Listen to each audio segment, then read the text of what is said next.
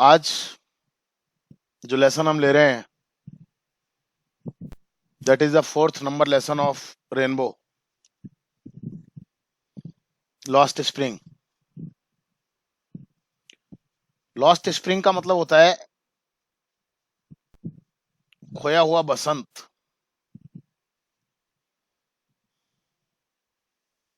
कोई आप में से बता सकता है इस खोए हुए बसंत का क्या मतलब है यहाँ पर?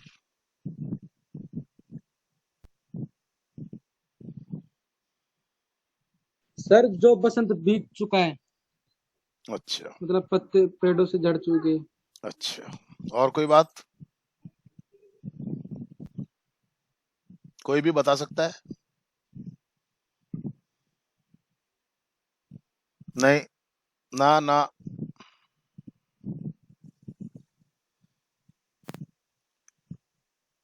स्प्रिंग का मतलब होता है बसंत, बसंत का मौसम। और बसंत का जो मौसम होता है वो माना जाता है कि सभी जो भी जितने भी ऋतुएं होती हैं, ऋतुएं जितनी भी होती हैं, गर्मी, सर्दी, बरसात, बसंत, जितनी भी ऋतुएं होती हैं उन ऋतुओं में सबसे अच्छा सबसे अच्छी ऋतु मानी जाती है बसंत की ऋतु। ना इसमें सर्दी होती है, ना इसमें गर्मी होती है, ना इसमें बरसात होती है। मौसम बड़ा अच्छा होता है।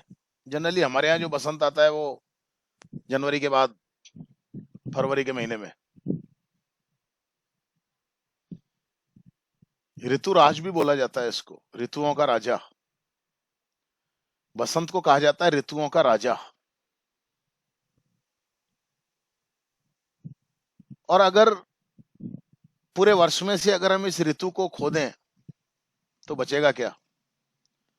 अगर ये बसंत का मौसम खो जाए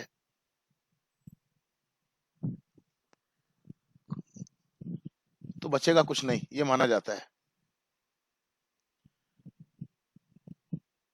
लेकिन यहां पर इस लेसन का जो मतलब है, ये जिस प्रकार से मैंने बताया कि ऋतुओं का जो राजा होता है वो बसंत होता है, उसी प्रकार से मनुष्य की जो अवस्थाएं होती हैं, बाल्यावस्था, किशोरावस्था, युवावस्था और वृद्धावस्था, इसमें से जो सबसे जो अच्छी अवस्था मानी जाती है वो होती है बाल्यावस्था।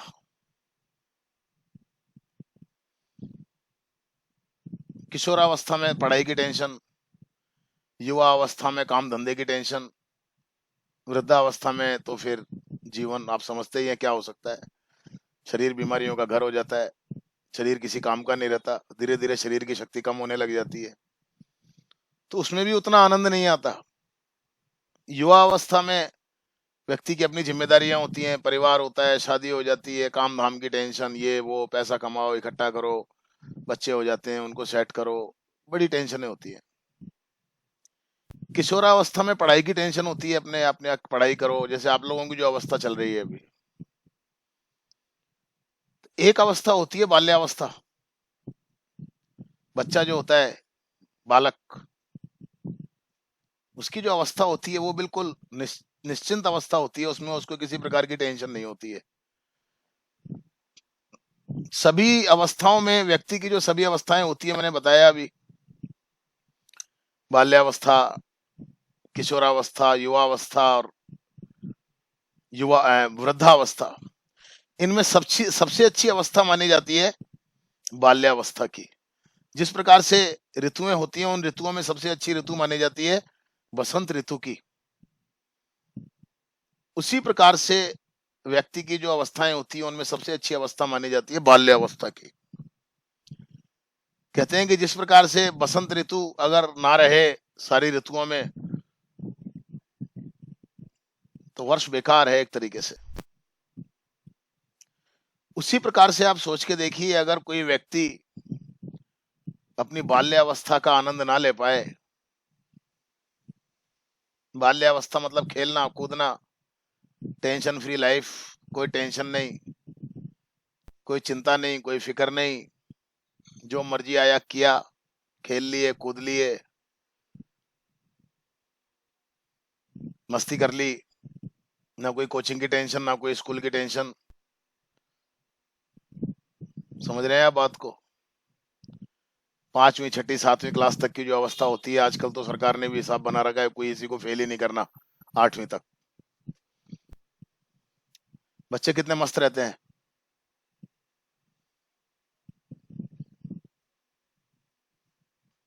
वो होती है बाल्यावस्था, सबसे मस्त, सबसे आनंददायी, सबसे आनंददायक वो होती है अवस्था, बाल्यावस्था, जिसको यहाँ पर जो राइटर हैं इस लेसन की, जिनका नाम है अनीस जंग, जिन्होंने लेसन लिखा है, इन्होंने बाल्यावस्था को कंपेयर किया है स्प्रिंग यानी बसंत ऋतु से।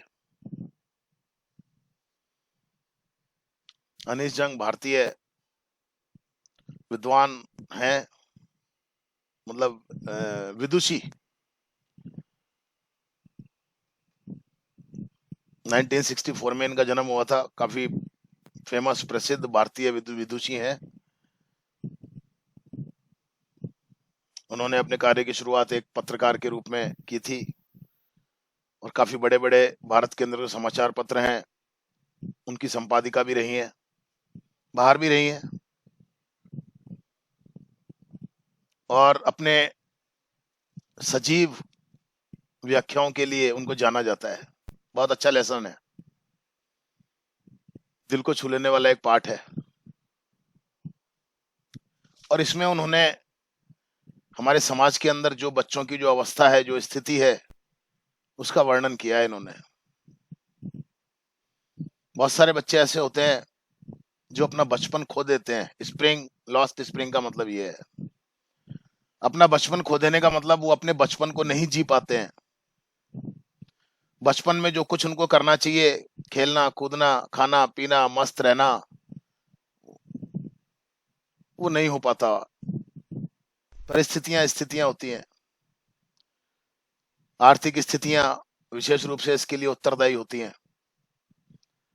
बहुत सारे बच्चों को आपने भी देखा होगा, बहुत कम उम्र के अंदर जब उनके खेलने खाने के दिन होते हैं, तब आपने भी देखा होगा कई बच्चों को काम करते हुए, होटलों पे, ढाबों पे, घरों में कचरा बीनते हुए देखा होगा आपने, चाय की थड़ियों पर देखा होगा आपने। कई जगहों पर ये बच्चे काम करते हुए मिल जाते हैं।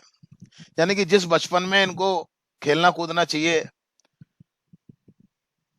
उस बचपन में ये उस खेलने कूदने की बजाय किसी काम धंधे में लग जाते हैं या लगा दिए जाते हैं। इसके लिए आर्थिक स्थिति परिवार की ज्यादा उत्तरदायी होती है। हम और आप तो बड़े सौभाग्यशाली हैं कि हमें इस प्रकार का जीवन नहीं जीना पड़ रहा है। परंतु कई बार जब बच्चों को हम देखते हैं, छोटे छोटे बच्चों को कहीं काम करते हुए,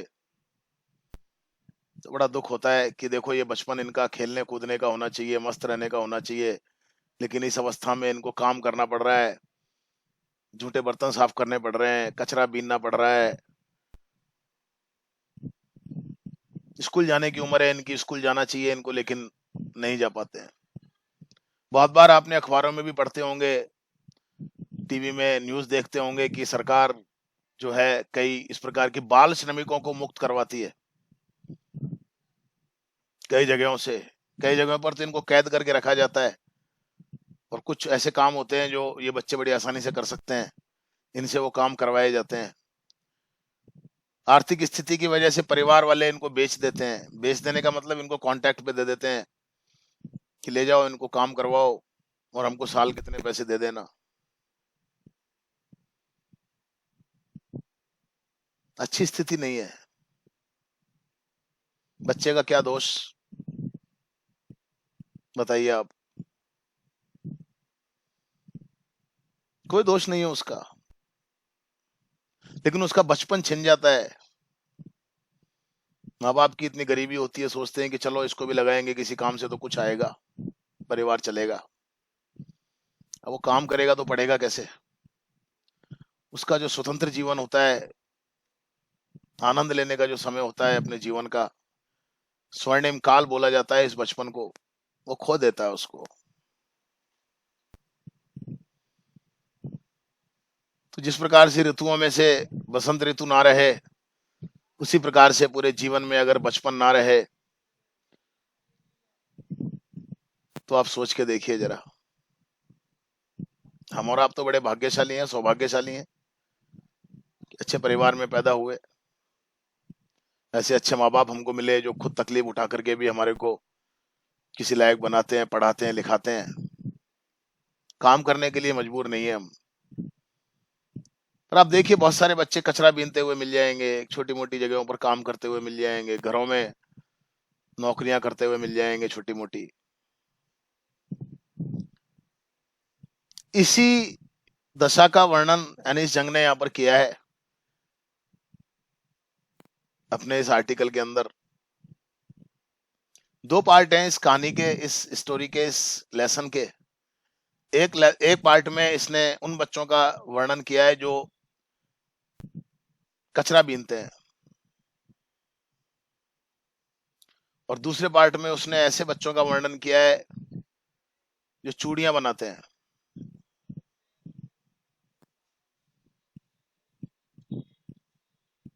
बहुत अच्छा से वर्णन किया है समाज की ये जो एक स्थिति है, अच्छी स्थिति तो नहीं कह सकते, ये जो बुरी स्थिति है, इस बुरी स्थिति की तरफ अपने इस लेखन कार्य के द्वारा उन्होंने ध्यान दिलवाया है। और वो बच्चे भी बड़ी खतरनाक स्थितियों में, हानिकारक स्थितियों में काम करते हैं कि कुछ साल के बाद, कुछ उम्र के बाद, 15, 20, 25 साल के बाद उनका जीवन पूर्ण रूप से खराब हो चुका होता है। पढ़ते लिखते नहीं है, आगे बढ़ने की संभावनाएं ना रहती हैं, नहीं रहती हैं उनकी। इन चीजों का ही वर्णन यहाँ पर इन्होंने, अनीश जंग ने किया है, जिसको इस लेसन के जिसको इस लेसन के द्वारा आप समझने का प्रयास करें। और सीखने की बात इसमें यही है कि हम भी इस चीज से अगर संभव हो सके, किसी के लिए हम कुछ भला कर सकें, बड़े होने के बाद जब आप किसी लायक हो जाएं, कभी आप ऐसे बच्चों को देखें, उनको हेल्प कीजिए।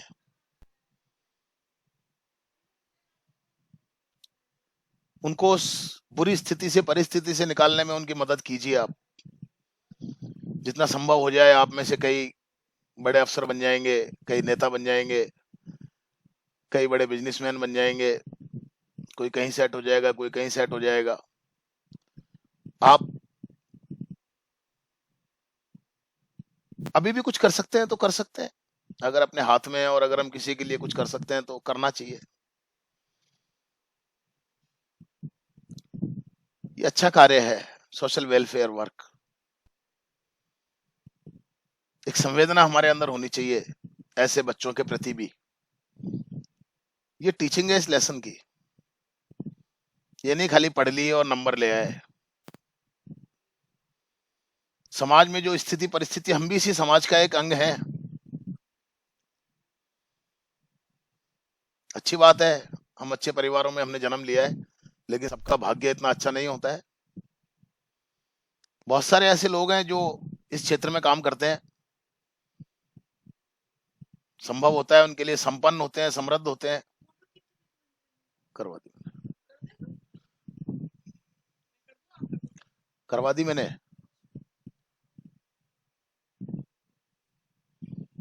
तो ऐसे काफी संस्थाएं ऐसी बनी हुई हैं जो इन बच्चों के लिए कार्य करती हैं। ऐसा नहीं है कि काम नहीं होता है इन लोगों के लिए। हम भी तो इसी समाज का एक हिस्सा हैं, हम भी उनके लिए कुछ कर सकें, अच्छी बात है। तो पहली जो इसमें स्टोरी है वो ऐसे बच्चे की है, एक जो उसके मन में भी इच्छाएं हैं, आकांक्षाएं हैं। वो बच्चा कचरा बीनने का काम करता है। ध्यान से पढ़िए आप इसको। इसकी बातों को ध्यान रखिए, अपनी संवेदनाओं को जोड़िए आप इससे, नंबर तो आ ही जाएंगे अगर आप अच्छे से पढ़ेंगे तो। इस कहानी की संवेदनाओं से अपने आप को जोड़ने का मतलब ये नहीं कि नंबर नहीं आएंगे, लेकिन केवल नंबरों के लिए पढ़ लेना, रट लेना, वो नहीं। वो तो आप अगर ध्यान से पढ़ेंगे तो हो ही जाएगा। तो इतना ध्यान से समझिए आप इसको कि कहीं से भी कोई भी क्वेश्चन पूछा जाए तो आप उसका जवाब दे सकें। शुरू करते हैं इसको हम, लेसन को। Sometimes I find A rupee in the garbage. ये बच्चा है जिसका नाम आगे आएगा अभी। वो बच्चा कहता है, उससे बच्चे से कोई पूछता है कि भाई तुम ये क्या करते हो इस कचरे के अंदर, तुम कचरा बीनते हो, क्या तुमको मिलता है, तुम ऐसा क्यों करते हो, क्यों इस गंदे कचरे में अपना हाथ डालते हो? तो वो बच्चा जवाब देता है, sometimes I find A rupee in the garbage. कहता है जी कभी कभी मुझे इस कचरे में 1 रुपया मिल जाता है। Why do you do this? I ask Saheb. मैं साहेब से पूछती हूँ, अनीस जंग खुद कह रही है यहाँ पर। साहेब वो बच्चा है जो कचरा बीनता है। Why do you do this? तुम ऐसा क्यों करते हो? I ask Saheb whom I encounter every morning scrounging for gold in the garbage dumps of my neighborhood. रोजाना उस बच्चे से मेरा आमना सामना हो जाता है, उस बच्चे से जो मेरे घर के पास में ही एक कचरे का ढेर पड़ा हुआ रहता है। उस कचरे के ढेर में से वो सोना तलाशता है। सोना क्या है यहाँ पर? सोना कोई सोना चांदी वाला सोना नहीं है। यहाँ पर सोने का मतलब है कि देखे होंगे आपने कचरे बीनने वाले, वो कचरे में से कुछ चीजों को ले लेते हैं, पूरा कचरा नहीं उठाते हैं। कचरे में से कुछ उनकी उपयोग की चीजें होती है, उनको उठा लेते हैं और उनको बेच देते हैं बाजार में जाकर के। उनसे उनको कुछ पैसा मिल जाता है और वो अपनी दाल रोटी का जुगाड़ कर लेते हैं। तो वही सोना है उनके लिए, तो वही गोल्ड है उनके लिए। तो मेरा उससे आमना सामना हो जाता है, साहिब से। हर सुबह मेरे पड़ोस में, मेरे घर के पास जो कचरे का ढेर पड़ा हुआ रहता है, उस कचरे के ढेर में से वो कुछ चीजें तलाशता है अपने काम की, जिसको सोना कहा है उसने यहाँ पर। तो मैंने उससे पूछा कि तुम ये क्यों करते हो, इस गंदगी में क्यों तुम हाथ डालते हो? वो कहता है, मैडम कभी कभी मुझे इस कचरे में 1 रुपया मिल जाता है। Saheb left his home long ago. और काफी समय पहले ही साहेब का जो घर था, बांग्लादेश से आया हुआ बच्चा है, अपने घर को वो छोड़ चुका है। Set amidst the green fields of Dhaka. और उसका घर, जो कि ढाका बांग्लादेश की राजधानी है, वहां पर हरे भरे खेतों के बीच में जो उसका घर था, वो अब उसका घर नहीं रहा। वहां से वो छोड़ चुके हैं, पूरे परिवार के साथ आ चुका है यहाँ पर वो दिल्ली में। His home is not even a distant memory. हालांकि अब वो अपने घर में तो नहीं है बांग्लादेश ढाका में जो उसका घर था, लेकिन अभी भी इतना समय भी नहीं हुआ है कि उसको अपने घर की याद ना हो। There were many storms that swept away their fields and homes, his mother tells him. और उसकी माँ उसको बताती है कि हमारे भी वहां पर खूब सारे घर थे आसपास के लोगों के, लेकिन तूफान ने उन सारे उनके घरों को, खेतों को बर्बाद कर दिया, सब नष्ट कर दिया। That's why they left. और यही कारण है कि वहां से वो छोड़ करके आ गए। जब उनके घर बर्बाद हो गए, खेत बर्बाद हो गए, तो रोजी रोटी की तलाश में वहां से वो छोड़ करके इंडिया में आ गए, भारत में आ गए वो। Looking for gold in the big city where he now lives. और जहां पर अब वो रहते हैं, बड़े शहर के अंदर, वहां पर वो सोने की तलाश में, सोना मैंने आपको बताया क्या है यहाँ पर, आजीविका, रोजी रोटी की तलाश में वो आ गए। उन्हीं के लिए तो रोजी रोटी उनका सोना है। बड़े बड़े लोगों के लिए सोने चांदी का अलग होता है, लेकिन छोटे लोग जो होते हैं, गरीब लोग जो होते हैं, उनके लिए तो रोजी रोटी मिल जाए, उनको यही उनका सोना चांदी होता है। I have nothing else to do, he mutters looking away. जब मैंने उससे पूछा कि तुम ये ऐसा क्यों करते हो, तो उसने जवाब दिया कि मैडम मुझे कभी कभी 1 रुपया मिल जाता है, इसमें कुछ काम की चीजें मिल जाती हैं। I have nothing else to do, he mutters. और वो धीरे से बुदबुदाते हुए कहता है, अपनी नजरों से दूर देखते हुए, कि मैडम मेरे पास तो और कुछ भी नहीं है इसके अलावा। गो टू स्कूल, आई से glibly, realizing immediately how hollow the advice must sound। और मैंने बिना सोचे समझे उसको कह दिया, कुछ भी नहीं है तुम्हारे पास करने के लिए, अरे स्कूल जाया करो।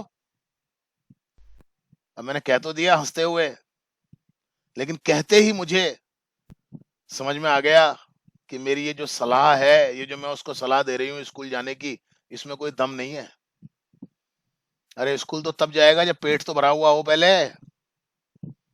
खाने के लिए रोटी नहीं है, स्कूल जाओ।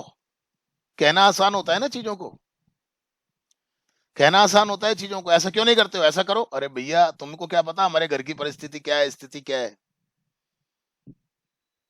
मुश्किल से 2 जून की रोटी का जुगाड़ हो पाता है। कहना आसान होता है। ऐसे स्कूल चले जाते हैं क्या बच्चे? आप लोग तो पढ़ रहे हो स्कूलों में। चलो गवर्नमेंट स्कूल में भी अगर बच्चा पढ़ेगा तो भी कुछ तो चाहिए। आज घर की आर्थिक स्थिति ऐसी है कि सोचते हैं कि चलो 4 लोग हैं बच्चों समेत, तो चारों को थोड़ा थोड़ा काम करेंगे तो शाम को इतना जुटा पाएंगे कि सबको एक एक रोटी मिल जाएगी। ऐसी गरीबी भी है, ऐसी गरीबी भी है यहाँ पर, पूरे संसार में है। हमारे यहाँ भी है, हमारे देश में भी है।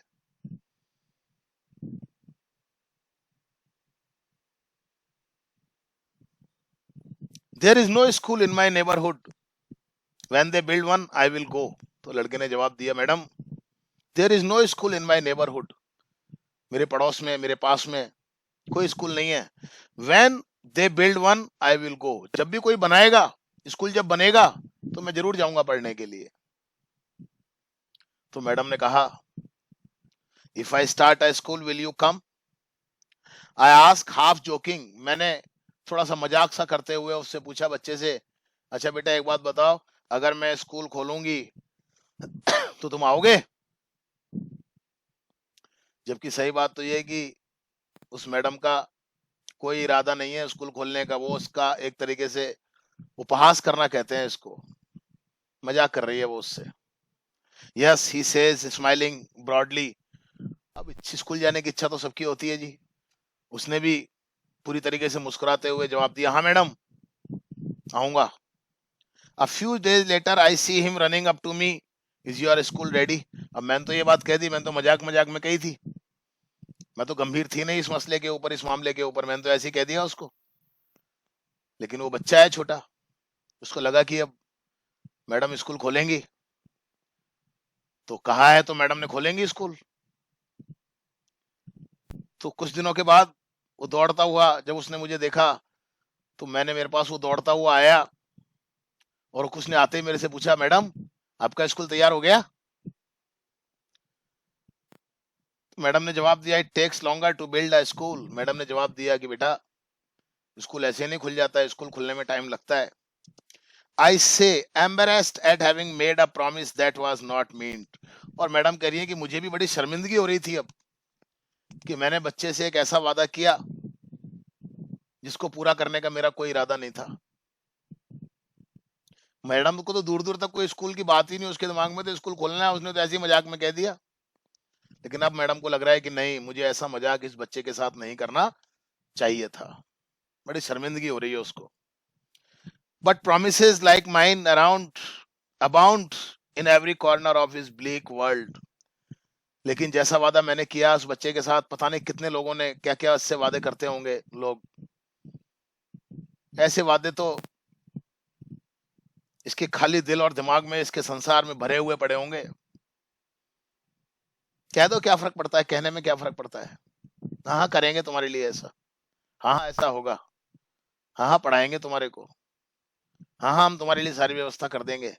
कहने में क्या जाता है। पता नहीं कितने लोगों ने आज तक उस बच्चे से इस प्रकार के खोखले वादे किए होंगे। After months of knowing him I ask him his name. और जब कई सालों से, मैं कई महीनों से जब मेरी उससे जान पहचान हुई, मतलब कई महीने से जब मैं उसको जानने लग गई, उससे बातचीत करते हुए मुझे अब कई महीने हो गए, तो मैं उससे पूछा, मैंने उससे उसका नाम पूछा, क्या नाम है तुम्हारा? साहिब आलम ही अनाउंसेस। तो उसने अपना नाम बताया, मेरा नाम साहिब आलम है। साहिब आलम, साहिब आलम का मतलब क्या होता है, कोई बता सकता है आप में से? संसार का देवता। पूरे संसार का मालिक, पूरे संसार का भगवान। He does not know what it means. अब उसको तो पता है नहीं कि उसके नाम का मतलब क्या है, उसको तो पता है नहीं। If he new it's meaning, Lord of the universe, he would have a hard time believing it. अगर उस बच्चे को इस साहिब आलम जो उसका नाम था, अगर इसका अर्थ मालूम होता, तो वो उस पर विश्वास नहीं कर पाता। साहिब आलम का मतलब होता है the Lord of the universe, पूरे ब्रह्मांड का मालिक। तो वो बच्चा भी सोचता, अगर उसको अपने नाम का अर्थ मालूम होता है कि पूरे ब्रह्मांड का मालिक हूं मैं और कचरा बीन रहा हूं, क्या वो अपने नाम पर विश्वास कर पाता कि देखो मेरा ये नाम है? कहते हैं ना कि नाम किरोड़ीमल और जेब में नहीं है चार आने, खाने के लिए घर में दाने नहीं और नाम किरोड़ीमल है। आंखों के अंधे और नाम हो जाए किसी का नयन सुख। नाम है सेठ भिखारीमल और है करोड़पति। तो नाम के साथ में कभी कभी ऐसा भी होता है, नाम है उसका साहिब आलम, लेकिन कर क्या रहा है, वो कचरा बीन रहा है। साहिब आलम का मतलब होता है पूरी दुनिया का मालिक। तो शायद अगर उसको अपने नाम का मतलब पता होता तो उसको विश्वास नहीं होता कि मेरा ऐसा नाम भी हो सकता है। Unaware of what his name represents, he roams the streets with his friends, an army of barefoot boys who appear like the morning birds and disappear at noon. Unaware of what his name represents, बिल्कुल अनभिज्ञ कि उसके नाम का मतलब क्या है। He roams the streets with his friends, वो अपने दोस्तों के साथ गलियों में घूमता रहता है। An army of barefoot boys, एक नंगे पैर घूमने वाले लड़कों का एक दल। Who appear like the morning birds and disappear at noon. Who appear like the morning birds and disappear at noon. और ये जो बच्चे हैं, पूरा का पूरा दल जो है इनका, ये सुबह सुबह दिखाई देते हैं। जिस प्रकार से पक्षी सुबह सुबह नजर आते हैं, उसी प्रकार से नजर आते हैं और दोपहर होते होते गायब हो जाते हैं। कचरे बीनने वाले आपने देखे होंगे, मोस्टली सुबह सुबह का काम होता है इनका। रात में कचरा इकट्ठा होता है, लोग डाल देते हैं, सुबह सुबह अर्ली इन द मॉर्निंग डाल देते हैं। तो ये कचरा बीनने वाले जो लोग हैं, ये सुबह मॉर्निंग में निकलते हैं। जिस प्रकार से पक्षी अपने पेड़ों को छोड़ करके सुबह मॉर्निंग में दिखाई देते हैं, प्रकट होते हैं, उसी प्रकार से ये भी निकलते हैं। और रात होते होते, मतलब सॉरी, दोपहर होते होते ये अपना काम कर लेते हैं। जो भी कचरा बीनने का जो भी उपयोगी सामान इन्होंने इकट्ठा करना होता है, उसको लेकर के ये चले जाते हैं। Over the months I have come to recognise each of them. और अब तो कई महीनों से मैं इनको देख रही हूँ, तो मैं अब इनको सबको एक एक को पहचानने लग गई हूँ इनकी शक्ल से। Why aren't you wearing chappals, I ask one. फिर मैंने एक दिन एक लड़के से पूछा कि तुम चप्पल क्यों नहीं पहन रखी तुमने? तो उस लड़के ने क्या जवाब दिया, देखिए आप, ऐसी भी गरीबी होती है साहब। My mother did not bring them down from the shelf, he answer simply. उस लड़के ने बड़े सहज भाव से उत्तर दिया, मैडम, मेरी माँ मुझे देती नहीं है चप्पल पहनने के लिए, ऊपर अलमारी के ऊपर रखी हुई है उसने चप्पल, ऐसे रोजाना पहनने के लिए नहीं देती मेरे को चप्पल। देखिए अब आप, चप्पल कब मिलती है उसको पहनने के लिए? जब कहीं कोई स्पेशल फंक्शन होता है, कोई बात होती है, कहीं आना जाना होता है, तब उसको वो चप्पल मिलती है। रोजाना पहनने के लिए उसको वो चप्पल नहीं मिलती। इसको कहते हैं गरीबी। ये होती है गरीबी।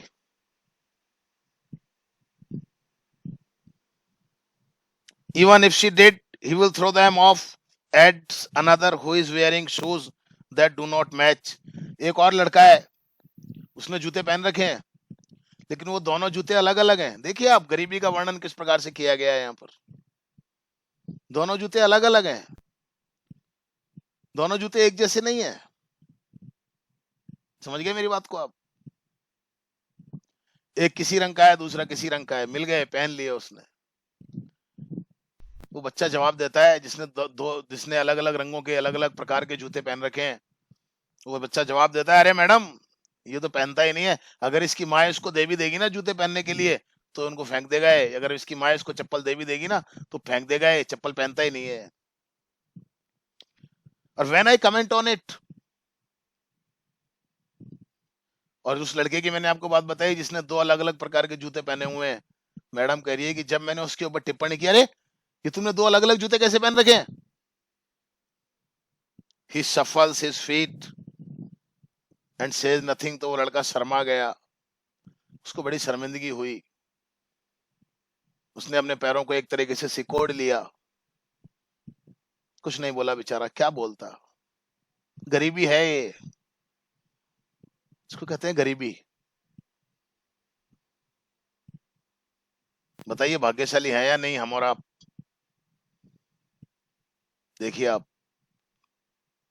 धन्यवाद दीजिए अपने माँ बाप को, धन्यवाद दीजिए उस परमात्मा को जिन्होंने आपको ऐसे माँ बाप दिए जो आपकी हर सुख सुविधा का ध्यान रखते हैं।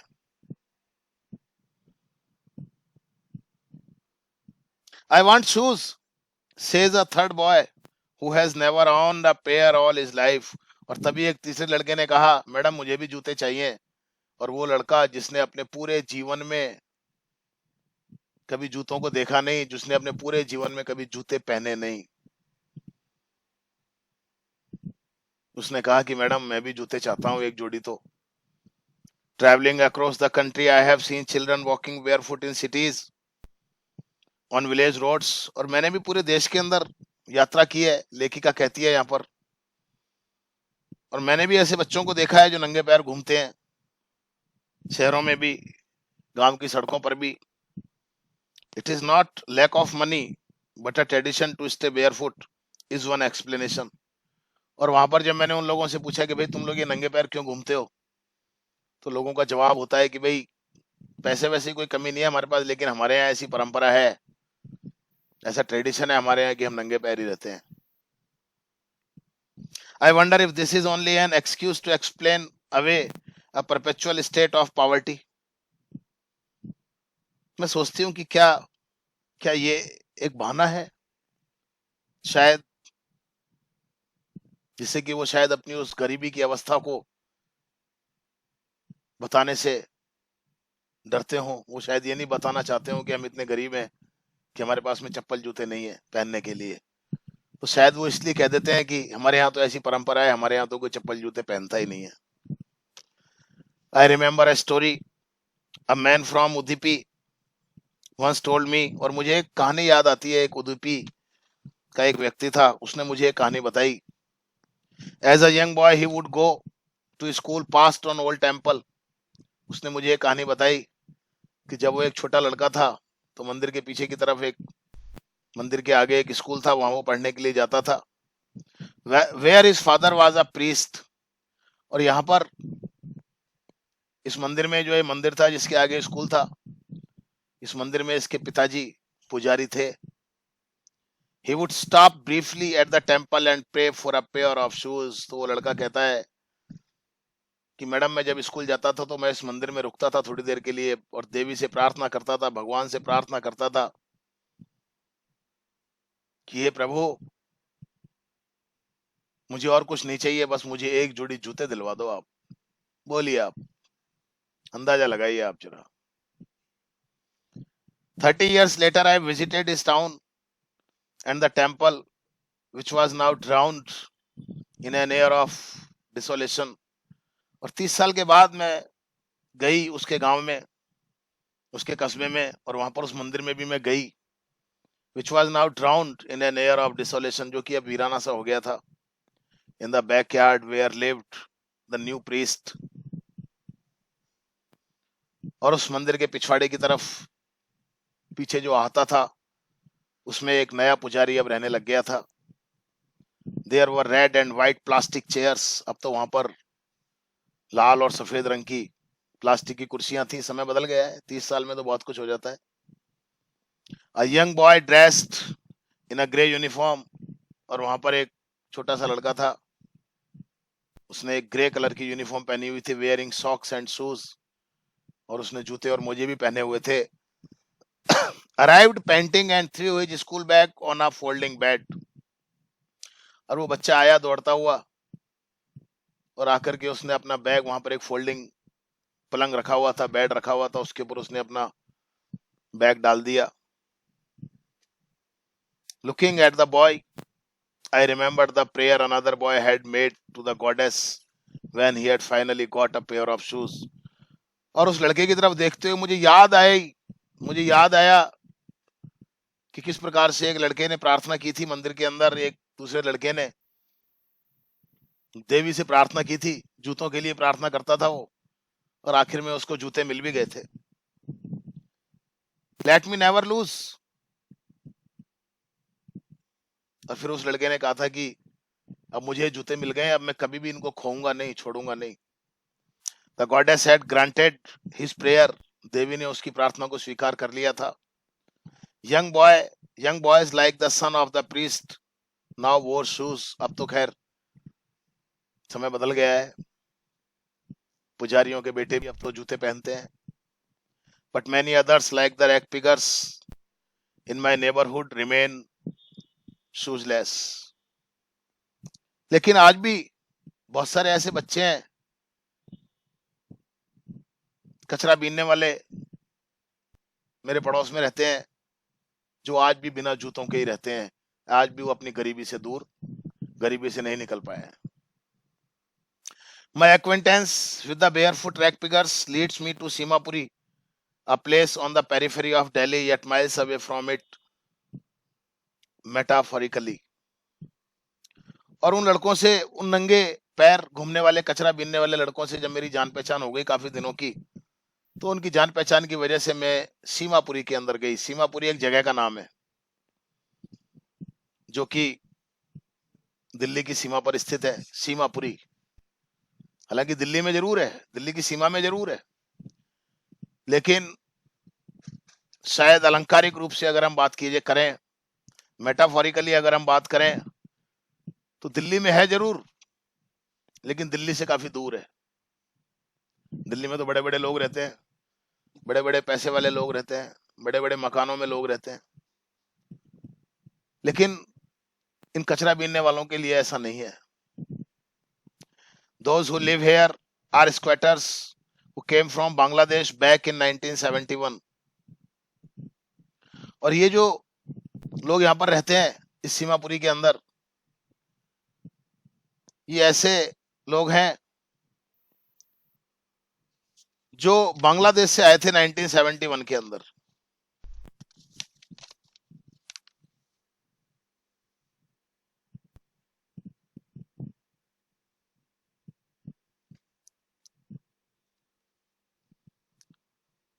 Sahib family is among them, और साहिब का जो परिवार है वो भी इनमें से एक है।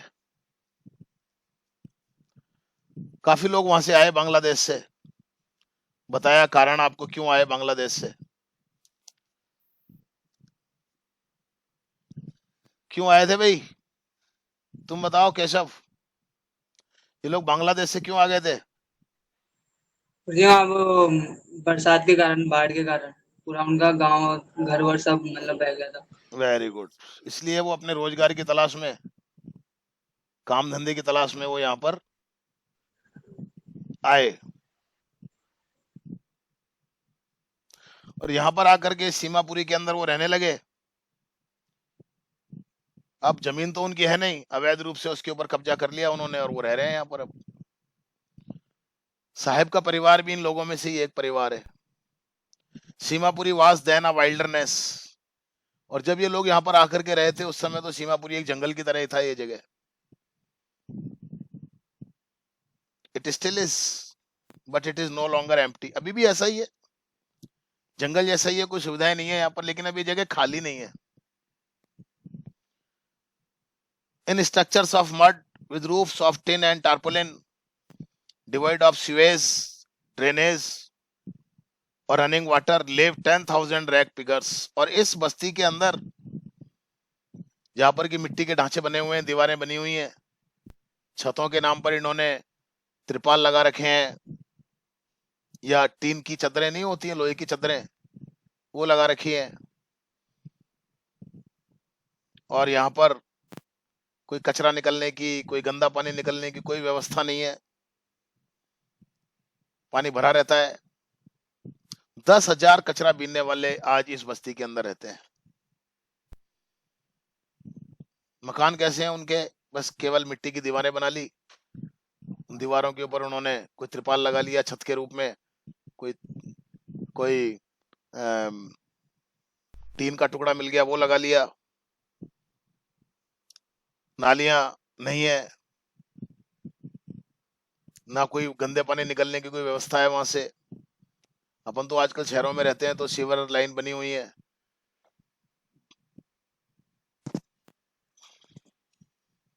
कई ऐसी झोपड़पट्टी होती हैं, कच्ची बस्तियां होती हैं जहां पर इस प्रकार के मकान बने हुए होते हैं, तो गंदा पानी भी भरा रहता है वहां पर, रोजाना का पानी निकलने के लिए कोई जगह नहीं है।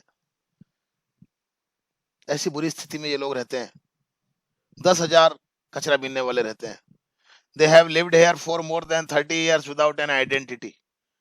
और यहाँ पर ये लोग रह रहे हैं पिछले लगभग 30 साल से, बिना किसी की पहचान के, without an identity, without permits, ना इनके पास में कोई परमिशन है वहां पर रहने की, but with ration cards that get their names on voter lists and enable them to buy grain. लेकिन इनके पास राशन कार्ड है और उस राशन कार्ड की वजह से इनके वोटर्स लिस्ट में नाम भी आ गया है, और चूंकि राशन कार्ड है तो राशन का गेहूं वगैरह, चावल वगैरह कुछ इनको मिल जाता है। अवैध रूप से रह रहे हैं ये लोग यहाँ पर।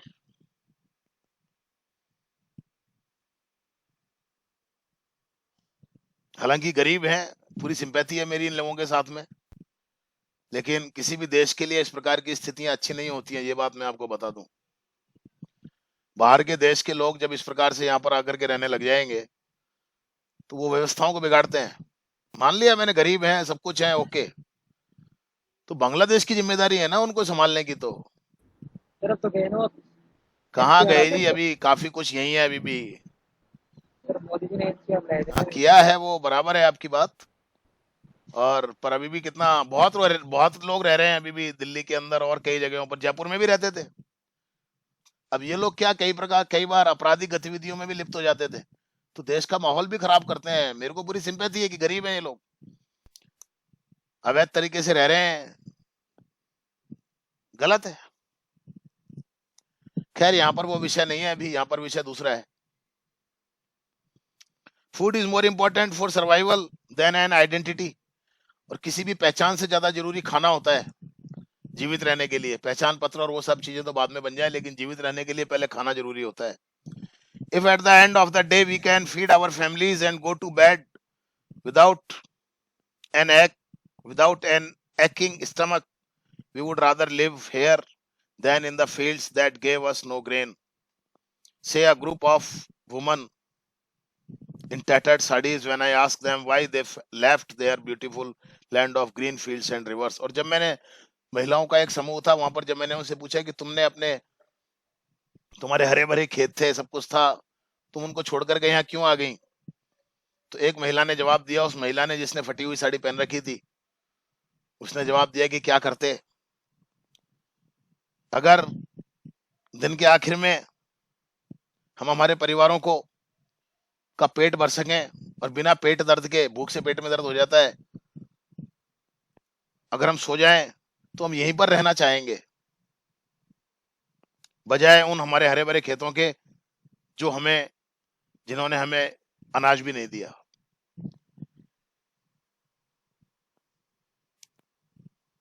Wherever they find food, they pitch their tents that become transit homes. और जहाँ कहीं भी उनको भोजन की व्यवस्था मिल जाती है, कोई काम धंधा मिल जाता है, कोई छोटा मोटा, वहीं पर ही वो अपने टेंट लगा लेते हैं और वहीं पर ही वो रहने लग जाते हैं, और यही उनके अस्थायी घर हो जाते हैं। जयपुर के अंदर भी थे, रेलवे स्टेशन के पास मैंने देखा है, जयपुर के अंदर भी रहते थे। पूरा फुटपाथ पे कब्जा कर लिया था जी, बिल्कुल रेलवे लाइन, रेलवे स्टेशन के बिल्कुल बाहर की तरफ। लेकिन बाद में जब जयपुर के अंदर बम विस्फोट हुए कई साल पहले, और वो जब ये देखा गया कि इन बम विस्फोट में, इन ब्लास्ट में इन लोगों का हाथ था, तब फिर इसके बाद यहाँ से इनको निकाला गया, हटाया गया यहाँ से। इस प्रकार से रहने लग जाते हैं। Children grow up in them becoming partners in survival, और बच्चे भी इन्हीं में रह करके बड़े होते हैं, और बाद में जब वो थोड़े बड़े हो जाते हैं तो जीवन जीने में इनकी भी सहभागिता होने लग जाती है। कोई कचरा बीन लिया, कुछ कर लिया, ऐसे छोटे मोटे काम करने लग जाते हैं। And survival in Seemapuri means rag picking, और सीमापुरी के अंदर अस्तित्व का मतलब, जीवन बचाए रखने का मतलब रैग पिकिंग, कचरा बीनना। सारे लोग यही काम करते हैं वहां पे, सुबह सुबह निकल जाते हैं, कचरा बीनते हैं पूरे शहर के अंदर। कुछ काम की चीजें इनको मिल जाती हैं, उनको बेच देते हैं कबाड़ी वाले के पास जाकर के, थोड़ा बहुत पैसा मिल जाता है, उससे इनका काम चलता है। Garbage to them is gold, और ये जो कचरा है ये इनके लिए सोना है। मैंने आपको बताया ना अभी कि इस कचरे को बेच करके इनको पैसा मिलता है, तो ये सोना है। It is their daily bread, यही इनका, इसी से इनको रोजाना का खाना मिलता है।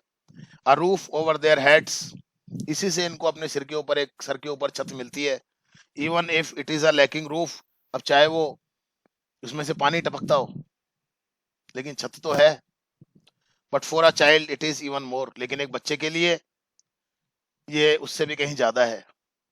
आई समटाइम्स फाइंड अ रूपी इवन अ 10 रुपी नोट, साहब से, साहब कहता है, हिज आईज लाइटनिंग अप, और उसकी आंखों में एक चमक होती है जब वो बताता है कि मैडम कभी कभी मुझे 1 रुपया मिल जाता है इस कचरे में, गिर जाता होगा, किसी का रह जाता होगा, कभी कभी तो मुझे 10 रुपए मिल जाते हैं। When you can find a silver coin in a heap of garbage, you don't stop scrounging, for there is hope of finding more. क्योंकि जब आपको कचरे में एक सिक्का मिल जाता है तो आपको ये उम्मीद होती है मन में कि क्या पता और भी हो यहाँ पर, तो आप और भी ज्यादा उसको तलाश करते हो, और भी ज्यादा आप उसको ढूंढते हो। It seems that for children garbage has a meaning different from what it means for their parents. ऐसा लगता है कि बच्चों के लिए इस कचरे का मतलब कुछ अलग, और बड़ों के लिए इस कचरे का मतलब कुछ अलग होता है।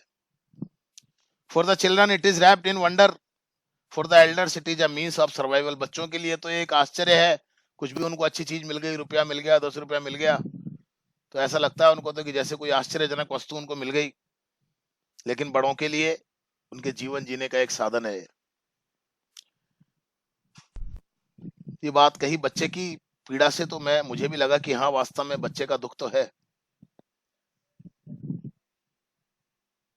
लेकिन क्या करें, पूरे संसार का तो हमने ठेका नहीं ले रखा, पूरे भारत ने सबका ठेका ले रखा है। अगर हम दूसरे लोगों को इस तरीके से अगर करते रहेंगे तो हमारे हमारे संसाधन तो ऐसे ही बढ़ते चले जाएंगे। हम अपने लोगों के लिए क्या कर पाएंगे, बताइए आप मुझे। आज भी बड़ी संख्या में बाहर के लोग यहाँ पर रह रहे हैं, तो उनका सब बोझ तो पड़ता ही है कि नहीं पड़ता है, बताइए आप। मेरे घर के अंदर अगर और 4, 6, 10 बच्चे अगर आकर के रहने लग जाएंगे, तो मैं अपने बच्चों को पालूं या उनको पालूं, मैं बताइए आप मेरे को, क्या करूं मैं। वही हमारे देश की बात है, हम अपने देश के लोगों के बारे में, अपने बच्चों के बारे में पहले सोचें, या बाहर से आने वाले लोगों के बारे में पहले सोचें। One winter morning I see Saheb standing by the fenced gate of the neighborhood club watching 2 young men dressed in white playing tennis। और एक दिन मैंने देखा, सर्दी की सुबह थी, तो मैंने साहेब को देखा, वो खड़ा हुआ था, एक बाड़ सी लगी हुई थी कहीं पर, कोई क्लब था पड़ोस में, कोई क्लब था, उसमें कोई बाड़ सी लगी हुई थी, वहां दरवाजे के पास वो खड़ा हुआ था। गेट होता है, आपने तो ग्रामीण परिवेश से हैं, खेतों में जैसे अपन गेट से लगा देते हैं छोटे मोटे बना करके। Watching 2 young man dressed in white, और वहां पर वो खड़ा खड़ा 2 नवयुवकों को देख रहा था जिन्होंने सफेद रंग के कपड़े पहने हुए थे, प्लेइंग टेनिस, और वहां पर वो 2 नवयुवक टेनिस खेल रहे थे। I like the game he hums, और वो धीरे से बुदबुदाते हुए कहता है कि मुझे ये खेल बड़ा अच्छा लगता है। Content to watch it standing behind the fence, लेकिन वो बच्चा तो खेल नहीं सकता, उसको बड़ा गरीब है वो, और वो उस बाड़ के पीछे की तरफ खड़ा हुआ केवल अपने आप में इतनी संतुष्टि महसूस कर रहा है कि चलो ठीक है, मैं इसको देख भी पा रहा हूं तो ठीक है। I go inside when no one is around, he admits. The gate keeper lets me use the swing. और वो लड़का इस बात को कहता है कि जब यहाँ कोई भी नहीं होता है तब मैं अंदर चला जाता हूँ मैडम। और गेट कीपर जो है यहाँ का चौकीदार, वो मुझे अलाउ कर देता है अंदर जाने के लिए। और ये जो अंदर जो झूले लगे हुए हैं ना, स्विंग, मैं इनमें खेल लेता हूँ थोड़ी देर। गरीबी तो है, बच्चों का मन तो करता है खेलने का, सब कुछ बात है, बराबर है। Sahib two is wearing tennis shoes that look stranger over his discoloured shirt and shorts. और साहिब ने भी टेनिस के जूते पहन रखे हैं, सफेद जूते नहीं आते कपड़े वाले, वो टेनिस के जूते कहलाते हैं, लेकिन बड़े अजीब से लग रहे हैं वो। उसने जो रंग उड़ी हुई शर्ट पहन रखी है और जो नेकर पहन रखा है, उसके साथ में जूते बड़े अजीब से लग रहे हैं। Someone gave them to me, he says in the manner of an explanation। और उसने एक समझाने वाले भाव में मुझे बताया कि ये जूते मैडम मुझे किसी ने दिए थे। The fact that they are discarded shoes of some rich boy। और सही बात तो ये कि वो जूते किसी अमीर लड़के के छोड़े हुए जूते थे। Who perhaps refused to wear them because of a hole in one of them। और शायद उस अमीर लड़के ने उन जूतों को इसलिए पहनना बंद कर दिया होगा क्योंकि उनमें से किसी एक जूते में एक छेद हो गया होगा, छोटा सा। But that does not bother him. लेकिन इससे उस साहिब के लिए कोई फर्क नहीं पड़ता था। होता है ना, अपन भी कई बार ऐसा होता है कि जूते पुराने हो जाते हैं, कुछ कपड़े पुराने हो जाते हैं, दे देते हैं किसी गरीब को, वो पहन लेता है बेचारा। For one who has walked barefoot even shoes with a hole is a dream come true. क्योंकि एक ऐसे बच्चे के लिए जो नंगे पैर घूमता हो, अब चाहे उसको कोई ऐसे जूते मिल जाए जिनमें कोई एक छेद भी है, तो उस लड़के के लिए तो ऐसा हो गया जैसे कि उसका कोई सपना पूरा हो गया हो जूते पहनने का। But the game he is watching so intently is out of his reach. जूते तो मिल गए उसको, लेकिन जिस गेम को वो बड़े मन से देख रहा है वो उसकी पहुंच से दूर है, उसको खेल नहीं पाता है, वो खेल नहीं सकता है वो। तो यहाँ पर व्यथा बताई गई है एक बच्चे की, गरीब बच्चे की। This morning Saheb is on his way to his milk booth. और आज जब मैंने सुबह देखा साहिब को, तो वो मिल्क बूथ की तरफ जा रहा था, दूध की जो डेयरी होती है। In his hand is a steel canister. और उसके हाथ में एक स्टील का डिब्बा लगा हुआ है। I now work in a tea stall down the road. और अब वो बच्चा बताता है कि अब नीचे मैडम उधर सड़क के ऊपर जो एक चाय की थड़ी है ना, टी स्टॉल, वहां पर मैं काम करता हूँ। He says pointing in the distance. कुछ दूर की तरफ इशारा करते हुए बोलता है, मैडम मैं वहां पर एक चाय की थड़ी पर काम करता हूँ। I am paid 800 rupees and all my meals. और वो कहता है कि मैडम मुझे वहां पर 800 रुपये मिलते हैं और खाना भी मिल जाता है। Does he like the job, I ask. फिर मैंने उससे पूछा कि तुम्हें ये काम अच्छा लगता है? तो his face I see has lost the carefree look. तो मैंने देखा कि उसके चेहरे के ऊपर पहले जैसे जो भाव होते थे, चिंता मुक्त भाव, वो नहीं है। पहले जितना वो मस्त रहता था, अब उतना मस्त दिखाई नहीं दे रहा। The steel canister seems heavier than the plastic bag he would carry so lightly over his shoulders। ऐसा लगता है कि ये जो स्टील कैनिस्टर है ये ज्यादा भारी है बजाय उस प्लास्टिक के बैग के जिसको वो रोजाना सुबह अपने कंधे पर टांग करके ले जाता था। कहने का मतलब ये है कि बच्चा जब नौकरी नहीं करता था किसी की, रोजाना सुबह कचरा बीनने के लिए चला जाता था, तब वो ज्यादा अच्छा था बजाय अब यहाँ नौकरी करने के। नौकरी तो नौकरी होती है, अब वो यहाँ नौकरी करता है तो एक बोझा सा महसूस करता है वो। और पहले जब वो सुबह सुबह कचरा बीनने चला जाता था, मर्जी का मालिक होता था, जिधर मर्जी आई उधर निकल गया, कचरा बीना, दोपहर तक घर आ गए, उसके बाद free. The bag was his. क्योंकि वो बैग उसका खुद का था, वो काम उसका खुद का था, वो किसी की नौकरी नहीं करता था। अब तो चार बातें भी सुननी पड़ती है, गालियां भी सुननी पड़ती है नौकरी में। तो मालिक है, थप्पड़ लप्पड़ भी मार देता होगा, बच्चा तो है। The canister belongs to the man who owns the tea shop. क्योंकि ये कैनिस्टर उस व्यक्ति का है जिसकी वो चाय की थड़ी है, चाय की दुकान है। लेकिन वो प्लास्टिक का जो बैग था वो उसका खुद का था। यानी कि पहले वो किसी की नौकरी नहीं करता था, अपनी मर्जी का मालिक था। लेकिन अब तो नौकरी होती है। Sahib is no longer his own master. अब साहिब जो है खुद का अपना मालिक नहीं रहा, अब तो वो किसी का नौकर बन गया है। इस प्रकार से ये कहानी हमने पढ़ी अभी, रैग पिकर बॉय की। 2 पार्ट हैं इसके, एक पार्ट यहाँ पर पूरा हो गया आज। दूसरी जो स्टोरी है वो एक बच्चा है, वो किस प्रकार से वो चूड़ी बनाने के कारखाने में काम करता है। फिरोजाबाद यूपी के अंदर एक जगह है जहाँ पर बहुत सारा ग्लास इंडस्ट्रीज चलती है। इस लेसन को हम नेक्स्ट क्लास में लेंगे, मतलब इसके अगले पार्ट को। बस आज हम इसको यहीं एंड कर रहे हैं। Thank you very much.